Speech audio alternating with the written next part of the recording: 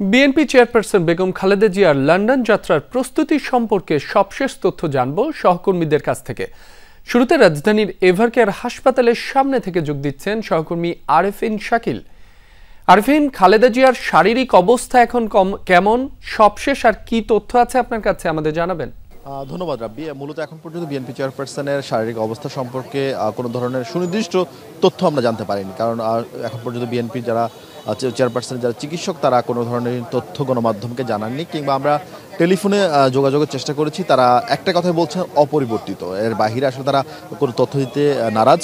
আপনি জানেন যে 9:35 বিএনপি চেয়ারপারসনের পুত্রবধূ ডাক্তার জুবাইদা রহমানের বহনকারী বাংলাদেশ বিমানের ফ্লাইট হযরত শাহজালাল আন্তর্জাতিক বিমানবন্দরে অবতরণ করার কথা রয়েছে। যদিও আমরা তথ্য প্রযুক্তির সাহায্যে যেটা দেখতে পাচ্ছি সেটি হচ্ছে প্রায় 1 ঘন্টার ডিলে, সেই অর্থাৎ দেরি হবে, বিলম্ব হবে সেই ফ্লাইট ঢাকায় অবতরণ করতে। সেক্ষেত্রে 10টা, 10:30 বাজতে পারে। এরপর কিন্তু বিএনপি চেয়ারপারসনের পুত্রবধূ ডাক্তার জুবাইদা রহমান তিনি এভারকেয়ার হাসপাতালে আসবেন, এসে তার শাশুড়িকে দেখবেন। যেহেতু তিনি একজন স্বনামধন্য চিকিৎসক, তিনি তার জায়গা থেকে সেই সঙ্গে তার শাশুড়িকে দেখবেন, দেখার পর চিকিৎসকদের সাথে আলোচনা করবেন। এরপর কিন্তু বিএনপি চেয়ারপারসনের লন্ডন যাত্রার যে বিষয় সুনির্দিষ্ট তথ্য কিংবা তার যাত্রা হবে কি হবে না আজকে, সেই বিষয়ে সিদ্ধান্ত আসতে পারে। এখন পর্যন্ত আমরা যতদূর জানতে পেরেছি, কাতার থেকে যে এয়ার অ্যাম্বুলেন্স আসার কথা সেটিও যান্ত্রিক গোলযোগের কারণে সেটি এখন পর্যন্ত দেশে পৌঁছায়নি। ফলে আজকে বিএনপি চেয়ারপারসন লন্ডন যেতে পারেন কি পারেন না সেই বিষয়ে এক ধরনের ধোঁয়াশা রয়েছে, অর্থাৎ বিলম্ব হতে পারে। যদিও গতকাল বিএনপি চেয়ারপারসনের ব্যক্তিগত চিকিৎসক বলছিলেন আজকে ভোরের মধ্যেই তিনি লন্ডনের উদ্দেশ্যে যাত্রা শুরু করবেন, যদিও শেষ পর্যন্ত সেটি হয়নি। ফলে তিনি ঠিক কখন যাবেন সেটি যেমন নির্ভর করছে জুবাইদা রহমানের বাংলাদেশে আসার উপর, তেমনি এরপর কাতার যে রয়্যাল এয়ার অ্যাম্বুলেন্স সেটিও বাংলাদেশে এসে পৌঁছানোর পর আসলে একেবারে সবকিছু পরিষ্কার হবে। এখন পর্যন্ত আমরা যতদূর জানি যে বিএনপি চেয়ারপারসন ডায়ালাইসিস করতে হয়, ফলে সেটি আসলে কয়েক ঘন্টা পর পর ডায়ালাইসিসটা করতে হয়। সেই বিষয়ে খুব স্বাভাবিকভাবে রোগীর সম্পর্কে গোপনীয়তা রক্ষা করা হচ্ছে। ফলে এই যে দীর্ঘ ক্লান্তি এবং দীর্ঘ সময় তিনি বিমানে থাকবেন, ফলে সেই সময় ডায়ালাইসিসের ব্যবস্থা কি হবে বা কেমন করে করতে হবে সেসব বিষয়ে বেশ কিছু জটিলতা রয়েছে।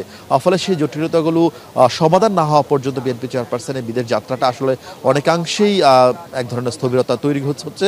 বিএনপির ডাক্তার জুবাইদা রহমান আসার পর তিনি যখন দেখবেন এবং ডাক্তারদের সঙ্গে মেডিকেল বোর্ড বসবে, এরপর সব কিছু মিলিয়ে আসলে সিদ্ধান্তটা পরিষ্কার হবে আসলে আজকে তিনি যাবেন কি যাবেন না, কিংবা গেলে কবে যাবেন বা কখন যাবেন। এখন পর্যন্ত আমরা বিএনপির যারা নেতৃবৃন্দ রয়েছেন, অর্থাৎ খালেদা জিয়ার সঙ্গে যারা যাওয়ার কথা কিংবা এই সফর সংক্রান্ত খোঁজখবর যারা রাখছেন তাদের সঙ্গে আমরা যোগাযোগের চেষ্টা করেছি, তারাও আসলে কোনো ধরনের তথ্য দিতে পারেননি।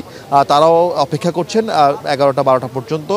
তারা বলছেন যে 11টা পর্যন্ত অপেক্ষা করতে হবে, এরপরে তারাও দলের যে সিদ্ধান্ত সেই সিদ্ধান্ত সম্পর্কে গণমাধ্যমকে জানাতে পারবেন। সুতরাং রাব্বি, এখন পর্যন্ত আসলে পরিষ্কার নয় আজকে বিএনপি চেয়ারপারসন লন্ডনের উদ্দেশ্যে যাত্রা করতে পারবেন কিনা।